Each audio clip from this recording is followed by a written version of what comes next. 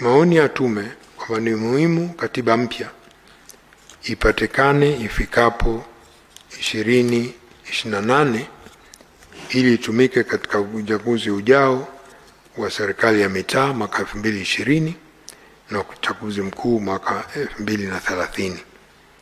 Ili kufika lengo la kupata katiba hiyo kabla 2029, serikali tunaipendekeza iunde kamati ya wataalamu wa katiba ambayo itakuwa na jukumu la kupitia katiba iliyopo, rasimu ya katiba ya Tume ya Mabadiliko ya Katiba, katiba pendekezo ya mwaka 2014, ripoti za tume mbalimbali na kamati na vikosi kazi mbalimbali. Baada ya kufanya mapitio hayo ya nyaraka ambayo itafanywa na hii kamati ya uandaaji wa katiba, kamati ya wataalam ipate maoni na michango ya wananchi.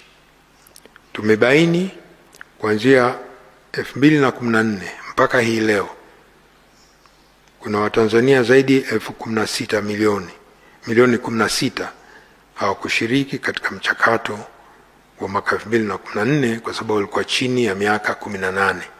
Kwa ndio umuhimu wa hii kamati ya wataalam kupata wadau, lakini kupata wadau au vijana kwenye kuchangia kwenye katiba na kuandaa rasimu ya katiba itakayopigiwa kura na wananchi, referendum. Ushauri mmoja ulitolewa na kiongozi wa dini ni kwamba katiba mpya inahitaji utulivu. Tusiandike katiba mpya ya hasira. Hiyo ndio ushauri wa kiongozi mkuu mmoja wa dini.